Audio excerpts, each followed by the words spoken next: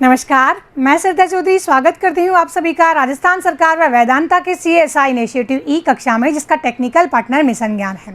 हम लोग अध्ययन कर रहे हैं राजनीति विज्ञान की मूल अवधारणाएं, और मूल अवधारणाओं के अंतर्गत भी भारतीय राजनीति के उभरते हुए आयाम के संदर्भ में हम लोग नियोजन, विकास तथा नीति आयोग के बारे में अध्ययन प्रारंभ कर चुके थे, जिसमें हम लोगों ने नियोजन का अर्थ, भारत में नियोजन के लक्षण तथा एक अच्छे नियोजन के लिए क्या क्या उद्देश्य होते हैं, क्या क्या लक्षण होते हैं, इनके बारे में हम लोगों ने चर्चा की। और हम लोगों ने जाना कि नियोजन वह व्यवस्थित प्रक्रिया होती है जिसके अंतर्गत उपलब्ध संसाधनों का समुचित प्रयोग करते हुए सामाजिक आर्थिक लाभ प्राप्त किया जाता है। आज हम लोग चर्चा करेंगे नीति आयोग के संदर्भ में। बच्चों, बहुत ही इंपॉर्टेंट टॉपिक है और इस पर वस्तुनिष्ठ प्रश्न से लेकर निबंधात्मक प्रश्न के सभी श्रेणियों के प्रश्न इसके ऊपर पूछे जाते हैं। तो आप लोग कॉपी और पेन साथ लें और मेरे साथ नोट्स बनाना प्रारंभ करें। सबसे पहले हम लोग प्रारंभ करते हैं नीति आयोग के इस टॉपिक के अंतर्गत क्या क्या पढ़ेंगे, इसके बारे में चर्चा करना। हम लोग जानेंगे कि नीति आयोग का परिचय क्या है, नीति आयोग के गठन के आधार क्या है, नीति आयोग के उद्देश्य क्या है और नीति आयोग की संगठन तथा संरचना क्या है। इन सभी बातों के बारे में हम लोग अध्ययन करेंगे।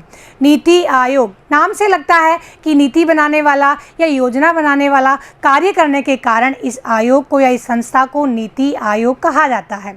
नहीं, यह इसका जो अंग्रेजी में नाम है उसका शॉर्ट फॉर्म है, और नीति आयोग का पूरा नाम है national institution for transforming India, यानी राष्ट्रीय भारत परिवर्तन संस्थान इसका नाम है।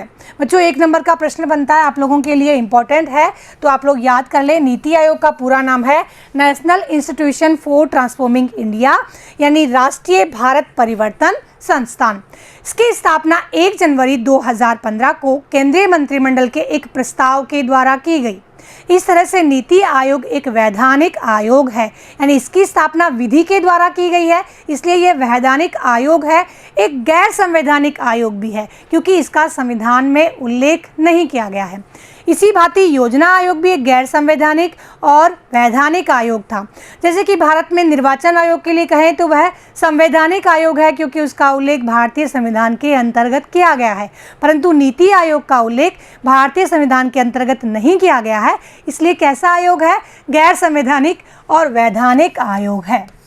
नीति आयोग को थिंक टैंक के नाम से भी जाना जाता है। यह भी आप लोगों का 1 नंबर का प्रश्न बनता है कि इनमें से किस संगठन को या किस आयोग को थिंक टैंक के नाम से जाना जाता है, तो वह है नीति आयोग। नीति आयोग का प्रमुख कार्य सरकार को योजनागत निर्देश प्रदान करना होता है, और इसे योजना आयोग की जगह प्रतिस्थापित किया गया है। कब किया गया है?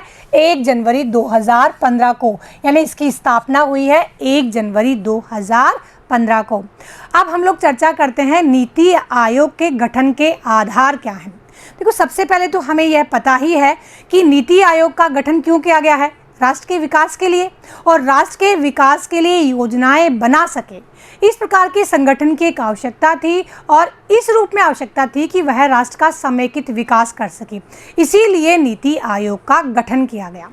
अब तक क्या हो रहा था? योजना आयोग यह कार्य कर रहा था, लेकिन एक सहकारी रूप में केंद्र और राज्य दोनों मिलकर राष्ट्र का विकास कर सके, इसके लिए नीति आयोग का गठन किया गया, यानी सहकारी संघवाद को प्रोत्साहित किया जा सके। दूसरे, इसके लिए जो बुद्धिजीवी वर्ग था भारत के अंतर्गत, या जो बौद्धिक वर्ग था, युवा वर्ग था, या बुद्धि या कौशल से युक्त वर्ग था, उसे राष्ट्र के विकास में शामिल किया जाए। और तीसरी, इसके गठन का प्रमुख आधार है केंद्र और राज्यों का साझा मंच तैयार किया जाए, यानी हम लोग कह सकते हैं सहकारी संघवाद को प्रोत्साहित करने के लिए, बौद्धिक संपदा का समुचित दोहन करने के लिए, और केंद्र व राज्यों का साझा मंच तैयार करना, ये 3 इसके गठन के प्रमुख आधार हैं। हम लोग समझते हैं सहकारी संघवाद को प्रोत्साहन देने के लिए, यानी राष्ट्र के विकास में राज्यों की भूमिका को सुनिश्चित किया जाए और राज्य सक्रिय होकर राष्ट्र विकास में शामिल हो सके, इसके लिए नीति आयोग ने सहकारी संघवाद को प्रोत्साहन देने संबंधी योजनाओं का निर्माण बनाना और इस रूप में कार्य करना प्रारंभ किया है।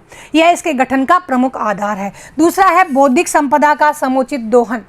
वह बुद्धिजीवी वर्ग जो देश के विकास से दूर है, देश के विकास में उसकी कोई भागीदारी नहीं है और किसी प्रकार से वह देश के विकास में शामिल नहीं हो रहा है।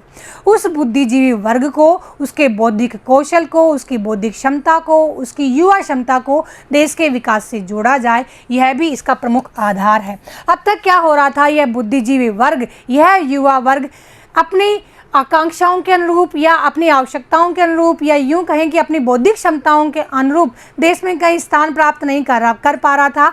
इसलिए उनको पलायन से रोकने के लिए उन्हें विकास से जोड़ा जाए, ताकि राष्ट्र विकास में, राष्ट्र के निर्माण में उनकी सक्रिय भागीदारी होगी तो उनका पलायन भी रुकेगा, साथ ही साथ राष्ट्र के विकास में तीव्र गति से बढ़ोतरी भी होगी।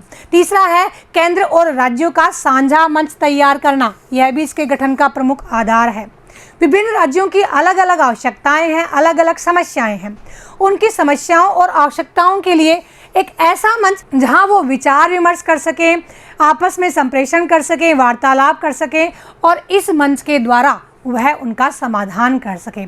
इस तरह से नीति आयोग के गठन के 3 आधार हैं: सहकारी संघवाद को प्रोत्साहन करना, बौद्धिक क्षमता का दोहन करना और केंद्रीय राज्य का साझा मंच तैयार करना। याद रहेंगे आप लोगों को? इसे याद करने की एक ट्रिक और है, जिसे हम लोग शॉर्ट में कह सकते हैं सहकारी बुद्धि का साझा मंच। सहकारी बुद्धि का साझा मंच, सहकारी से सहकारी संघवाद को प्रोत्साहन, बुद्धि से बौद्धिक संपदा का समुचित दोहन और साझा मंच से केंद्र और राज्यों का साझा मंच। यह है नीति आयोग के गठन के आधार। अब हम लोग डिस्कस करते हैं नीति आयोग के उद्देश्यों के बारे में। हम लोग सभी जानते हैं, इससे पहले भी हम लोग चर्चा कर चुके हैं कि नीति आयोग का प्रमुख उद्देश्य है देश के विकास के लिए योजनाएं बनाना और उस विकास के लिए देश के समस्त संसाधनों का समुचित सर्वेक्षण करते हुए, समुचित अध्ययन करते हुए उनका समुचित दोहन हो सके, इस प्रकार की योजनाओं का निर्माण करना। उस योजना निर्माण में या ढांचागत संरचनागत आधार खड़ा करने में, देश का विकास करने में राज्यों की भी सक्रिय भागीदारी को जोड़ने का प्रमुख कार्य है नीति आयोग का। नीति आयोग का प्रमुख उद्देश्य यह है कि वह राज्यों को सक्रिय विकास की सक्रिय भागीदारी के अंतर्गत शामिल करे और जो देश का बुद्धिजीवी वर्ग है, देश का बौद्धिक वर्ग है, उसे भी विकास की सक्रिय भागीदारी के अंतर्गत शामिल करें। और न केवल केंद्र स्तर पर बल्कि राज्य स्तर पर और स्थानीय स्तर पर, ग्रामीण स्तर पर भी इस प्रकार की योजनाएं बनाई जाए कि देश के कमजोर से कमजोर, पिछड़े से पिछड़े और वंचित वर्ग तक योजनाओं का लाभ पहुंच सके। इन उद्देश्यों को ध्यान में रखकर नीति आयोग कार्य करता है। तो आइए हम लोग चर्चा करते हैं नीति आयोग के उद्देश्यों की। सबसे पहले हम लोग चर्चा करेंगे, नीति आयोग का उद्देश्य है राष्ट्र का विकास करना और राष्ट्र के विकास में राज्यों की सक्रिय भागीदारी सुनिश्चित हो, ताकि देश के विभिन्न क्षेत्रों का संतुलित विकास होते हुए इस प्रकार की रणनीतियां बने कि एक साझा दृष्टिकोण का विकास हो, जिसमें केंद्र और राज्य मिलकर कार्य कर सकें। यानी नीति आयोग एक राष्ट्रीय एजेंडे का प्रारूप तैयार करता है, जिसमें देश का प्रधानमंत्री और देश के विभिन्न राज्यों के मुख्यमंत्री मिलकर कार्य कर सके, ताकि सभी लोग इस प्रकार का एक साझे मंच के अंतर्गत कार्य करें, ताकि उनका उद्देश्य क्या हो, राज्य का विकास होते हुए राष्ट्र का विकास करना। नीति आयोग का जो दूसरा मुख्य उद्देश्य है वह यह है कि प्रशासनिक तंत्र के माध्यम से सहकारी संघवाद को प्रोत्साहन हो। सहकारी संघवाद के लिए देश की शासन इकाइयां ही नहीं, अपितु देश का जो प्रशासन तंत्र है वह भी इस प्रकार से मिलकर कार्य करे कि देश का सतत विकास हो और देश का आधारभूत संरचना का निरंतर विकास हो। इसके अंतर्गत न केवल राज्य स्तर पर अपितु स्थानीय स्तर पर भी संरचनात्मक विकास हो, यानी ग्राम स्तर पर विश्वसनीय योजनाओं का निर्माण हो और ग्राम स्तर पर ढांचागत विकास किया जाए। नीति आयोग यह भी सुनिश्चित करे कि जो भी कार्य नीतियां या रणनीतियां बनाई जा रही हैं या योजनाएं बनाई जा रही हैं, उनकी क्रियान्विति से देश की सुरक्षा को किस प्रकार का आघात तो नहीं है। यहाँ नीति आयोग का यह भी उद्देश्य है कि राष्ट्र की सुरक्षा को प्राथमिकता देते हुए अपने विभिन्न प्रकार की योजनाओं का निर्माण करे। नीति आयोग का यह भी दायित्व है कि वह वंचित वर्गों को लाभ प्राप्त हो रहा है अथवा नहीं, और यदि अब तक ऐसा वर्ग वंचित रह रहा है जिन्हें किसी प्रकार की योजनाओं का लाभ नहीं हुआ है, तो उनके लिए लाभप्रद योजनाओं का निर्माण भी करे। यानी समाज का जो वंचित वर्ग है उस पर विशेष ध्यान दिया जाए। नीति आयोग दीर्घकालीन योजनाओं का निर्माण करता है। जैसे अब तक योजना आयोग योजनाओं का निर्माण कर रहा था, वे योजनाएं पंचवर्षीय थी, यानी 5 वर्षों के लिए थी। लेकिन नीति आयोग जो योजनाएं बनाता है उनका प्रारूप होता है 15 वर्ष के लिए, यानी 15 वर्षीय योजनाएं होती हैं, दीर्घकालीन योजनाएं होती हैं। लेकिन समय समय पर उनका निरीक्षण किया जाए और उनकी समीक्षा की जाए। उसकी अवधि रखी गई है 3 वर्ष। हर 3 वर्ष पश्चात उनकी समीक्षा की जाएगी और यदि आवश्यकता होती है तो उनके अंतर्गत संशोधन किया जाएगा। यानी नीति आयोग दीर्घकालीन नीतियाँ तो बनाएगा और उन नीतियों में यदि आवश्यकता हुई तो संशोधन भी करेगा और उनकी समय समय पर समीक्षा करेगा और यह देखेगा कि प्रत्येक वर्ग को प्रत्येक स्तर पर, चाहे वह स्थानीय स्तर हो, राज्य स्तर हो या चाहे कोई भी वर्ग हो, उस वर्ग तक लाभ पहुंच रहा है अथवा नहीं। और विशेष रूप से जो वर्ग वंचित वर्ग है, जिन्हें वास्तव में योजनाओं का लाभ मिलना चाहिए, पात्र वर्ग है, उस वर्ग तक योजनाओं का लाभ पहुंच रहा है नहीं, यह सब वह सुनिश्चित करेगा। योजना आयोग का यह भी उद्देश्य रहेगा कि देश की बौद्धिक संपदा का समुचित दोहन कर सके और विभिन्न संस्थाओं के माध्यम से इस बुद्धिजीवी वर्ग की देश के विकास में भागीदारी सुनिश्चित कर सके और इस बुद्धिजीवी वर्ग के परामर्श के कारण विभिन्न प्रकार की योजनाओं का निर्माण करे और राष्ट्र निर्माण में इस बुद्धिजीवी वर्ग का प्रयोग किया जाए। नीति आयोग का यह भी उद्देश्य है कि देश का तीव्र एवं समेकित विकास हो। इसके लिए वह अंतर क्षेत्रीय मुद्दों का समाधान करें। यदि कोई ऐसे विवाद हैं, समस्याएं हैं, तो इस प्रकार की योजनाओं का निर्माण करें कि आने वाले समय में इन मुद्दों का या इन समस्याओं का समाधान हो जाए। और नीति आयोग इन विभिन्न क्षेत्रों को, इन विभिन्न राज्यों को, इन विभिन्न इकाइयों को एक ऐसा साझा मंच भी प्रदान करता है क्षेत्रीय परिषदों के माध्यम से, जहां ये आपस में चर्चा करके अपने समस्याओं का समाधान सुनिश्चित कर पाती है। इसी प्रकार से नीति आयोग का उद्देश्य यह है कि देश में सतत और न्यायपूर्ण सुशासन की प्राप्ति हो, इसके लिए एक सर्वश्रेष्ठ कार्यप्रणाली विकसित की जाए। और जो कार्यप्रणाली विकसित की जा रही है वह अध्ययन तथा अनुसंधान के आधार पर हो। देश के जो सोर्सेज हैं, जो संसाधन है, उनका अनुमान ही नहीं लगा लिया जाए, अपितु निश्चित रूप से उनका अध्ययन करके, अनुसंधान करके उनकी कार्यप्रणाली कितनी है, उनकी कार्यक्षमता कितनी है और उनके माध्यम से लाभ कितना प्राप्त किया सकता है, यह सुनिश्चित करने का कार्य भी नीति आयोग का है।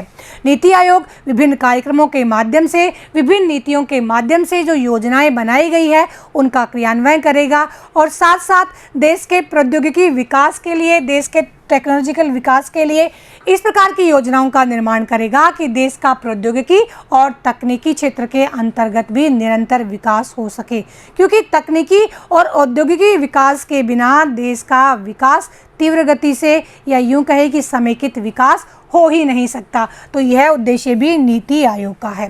नीति आयोग विभिन्न राष्ट्रीय विकास कार्यक्रमों के माध्यम से इन उद्देश्यों की प्राप्ति के लिए आवश्यक गतिविधियां करेगा, यानी आवश्यक कार्यक्रमों का संचालन करेगा। इस तरह से हम लोगों ने जाना कि नीति आयोग का प्रमुख उद्देश्य है केंद्र व राज्य दोनों का सकारात्मक सक्रिय सहयोग प्राप्त करते हुए देश के बौद्धिक वर्ग का सक्रिय भागीदारी सुनिश्चित करते हुए प्रत्येक स्तर की समस्याओं का समाधान करते हुए देश का समुचित विकास करना। अब हम लोग अध्ययन करते हैं नीति आयोग के संगठन के विषय में। जैसे नीति आयोग का गठन भी पूछ लिया जाता है, या नीति आयोग की संरचना पूछ ली जाती है, या नीति आयोग का संगठन क्या होता है यह भी पूछ लिया जाता है। बहुत ही इंपॉर्टेंट टॉपिक है बच्चों, आप इसे मेरे साथ समझिए। सबसे पहले देखो, नीति आयोग के जो पदाधिकारी हैं, प्रमुख पदाधिकारी हैं, उनके बारे में बताती हूँ। नीति आयोग का एक अध्यक्ष होता है, एक उपाध्यक्ष होता है और एक मुख्य कार्यकारी अधिकारी होता है। ये 3 प्रमुख पदाधिकारी होते हैं। फिर इसके 3 संगठन होते हैं, एक है गवर्निंग काउंसिल, दूसरा है क्षेत्रीय परिषदें और तीसरा है पूर्णकालिक पदाधिकारी। बस ये 3 पार्ट होते हैं इसके। बहुत ही सिंपल है, हम इन्हें बारी बारी से समझते हुए आगे बढ़ेंगे। सबसे पहले नीति नीति आयोग के जो प्रमुख पदाधिकारी है उनके बारे में हम लोग जान लेते हैं। नीति आयोग के प्रमुख पदाधिकारियों में जैसे मैंने आप लोगों को बताया अध्यक्ष, नीति आयोग का अध्यक्ष प्रधानमंत्री होता है, यानी नीति आयोग का जो अध्यक्ष होता है वह देश का प्रधानमंत्री होता है। कह सकते हैं कि प्रधानमंत्री नीति आयोग का पदेन अध्यक्ष होता है और वर्तमान में इसके अध्यक्ष नरेंद्र मोदी है। दूसरा है उपाध्यक्ष, ये जो प्रधानमंत्री के द्वारा नियुक्त किया जाता है और वर्तमान समय में डॉक्टर राजीव कुमार नीति आयोग के उपाध्यक्ष हैं। बच्चों यही पूछ लिया जाता है कि नीति आयोग के उपाध्यक्ष कौन है, बताइए, तो आप इसे नोट कर लें। और तीसरा है मुख्य कार्यकारी अधिकारी, जो वर्तमान समय में अमिताभ कांत हैं। इस तरह से नीति आयोग के 3 प्रमुख पदाधिकारी हैं, अध्यक्ष, उपाध्यक्ष और मुख्य कार्यकारी अधिकारी। अब हम लोग जानते हैं नीति आयोग की जो संरचनाएं मैंने आप लोगों को बताई उसके अंतर्गत गवर्निंग काउंसिल के बारे में। अब हम लोग जानते हैं गवर्निंग काउंसिल या गवर्निंग परिषद के बारे में। जो गवर्निंग काउंसिल है या गवर्निंग परिषद है उसके अंतर्गत देश के विभिन्न राज्यों के मुख्यमंत्री शामिल होते हैं। जो यूनियन टेरिटरी है वहाँ के उपराज्यपाल शामिल होते हैं और वे केंद्र शासित प्रदेश जहाँ पर विधानसभाएं हैं उनके मुख्यमंत्री इसके अंतर्गत शामिल होते हैं। यानी जो गवर्निंग काउंसिल या गवर्निंग परिषद है उसके अंतर्गत देश के समस्त राज्यों के मुख्यमंत्री, केंद्र शासित प्रदेश जहां पर विधानसभाएं हैं वहां के मुख्यमंत्री और केंद्र शासित प्रदेश जहां पर विधानसभा नहीं है वहां के उपराज्यपाल इसके अंतर्गत शामिल होते हैं। बच्चों बहुत ही इंपॉर्टेंट है, क्वेश्चन पूछा जाता है कि इनमें से कौन गवर्निंग परिषद के अंतर्गत शामिल नहीं है, बताइए या छांटिए। तो याद रखिएगा गवर्निंग परिषद के अंतर्गत समस्त राज्यों के मुख्यमंत्री और केंद्र शासित प्रदेशों के उपराज्यपाल और जिन केंद्र शासित प्रदेशों के अंतर्गत विधानसभाएं हैं वहां के मुख्यमंत्री इसके अंतर्गत शामिल होते हैं। क्षेत्रीय परिषदें, क्षेत्रीय परिषदों का अध्यक्ष मुख्यतः नीति आयोग का उपाध्यक्ष होता है या फिर प्रधानमंत्री के द्वारा नियुक्त कोई प्रतिनिधि या कोई व्यक्ति भी हो सकता है। इसके अंतर्गत देश के समस्त राज्यों के मुख्यमंत्री व केंद्र शासित प्रदेशों के उपराज्यपाल शामिल होते हैं। इसका गठन एक निश्चित अवधि के लिए किया जाता है और जैसे ही वह अवधि समाप्त हो जाती है उसके पश्चात क्षेत्रीय परिषदों का अस्तित्व खत्म हो जाता है और नई क्षेत्रीय परिषदें आवश्यकता अनुसार गठित कर ली जाती हैं। क्षेत्रीय परिषदें प्रधानमंत्री की इच्छा अनुसार या निर्देशानुसार कार्य करती हैं। तो आइए हम लोग जानते हैं क्षेत्रीय परिषदों के बारे में। क्षेत्रीय परिषदें यानी क्षेत्रीय हितों के प्रतिनिधित्व के लिए, क्षेत्रीय समस्याओं या क्षेत्रीय मुद्दों के लिए एक साझा मंच प्रदान करने के लिए क्षेत्रीय परिषदों का गठन किया जाता है। इसका अध्यक्ष जैसे मैंने आप लोगों को बताया कि नीति आयोग का जो उपाध्यक्ष है वह भी हो सकता है या प्रधानमंत्री के द्वारा कोई नियुक्त व्यक्ति भी इसका अध्यक्ष हो सकता है। इसके सदस्यों के अंतर्गत समस्त राज्यों के मुख्यमंत्री और केंद्र शासित प्रदेशों के मुख्यमंत्री भी इसके अंतर्गत शामिल होते हैं जहां विधानसभाएं हैं, लेकिन केंद्र शासित प्रदेश जहां विधानसभाएं नहीं हैं वहां के उपराज्यपाल इसके अंतर्गत शामिल होते हैं। इन क्षेत्रीय परिषदों का गठन एक विशेष अवधि के लिए होता है और इनका कार्य होता है राज्यों के विभिन्न मसलों या विवादों का समाधान करना और जैसा मैंने बताया यह कार्य करती है प्रधानमंत्री के निर्देशानुसार। नेक्स्ट जानते हैं पूर्णकालिक सदस्य। अब इन पूर्णकालिक सदस्यों के अंतर्गत आते हैं उपाध्यक्ष जो प्रधानमंत्री के द्वारा नियुक्त होते हैं और इसमें वर्तमान समय में कौन है, राजीव कुमार नीति आयोग के उपाध्यक्ष हैं। फिर है पूर्णकालिक सदस्य। जब नीति आयोग का गठन किया गया तो उस समय 2 पूर्णकालिक सदस्य थे, लेकिन वर्तमान में 3 पूर्णकालिक सदस्य हैं। इंपॉर्टेंट है बच्चों, ये पूछ लिया जाता है कि नीति आयोग में कितने पूर्णकालिक सदस्य हैं, तो ये इंपॉर्टेंट है, आप लोग नोट कर लें। 3 पूर्णकालिक सदस्य हैं जिनके नाम है वीके सारस्वत, वीके पॉल और प्रोफेसर रमेश चंद्र। 2 आंतरिक सदस्य होते हैं जो बुद्धिजीवी वर्ग से संबंधित होते हैं और जिनकी नियुक्ति प्रधानमंत्री के द्वारा की जाती है। 4 सदस्य होते हैं मंत्री परिषद से संबंधित और मुख्यतः इसके अंतर्गत वित्त मंत्री, गृह मंत्री, रक्षा मंत्री और कृषि मंत्री शामिल होते हैं।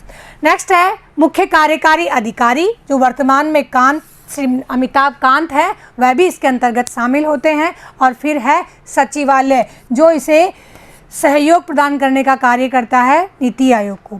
इस प्रकार से नीति आयोग की संरचना के बारे में या नीति आयोग के संगठन के बारे में हम लोगों ने जाना। नीति आयोग के जो पूर्णकालिक सदस्य हैं उसके बारे में पूछ लिया जाता है, बहुत ही इंपॉर्टेंट है, इसलिए मैंने अलग से बताने का प्रयास किया है।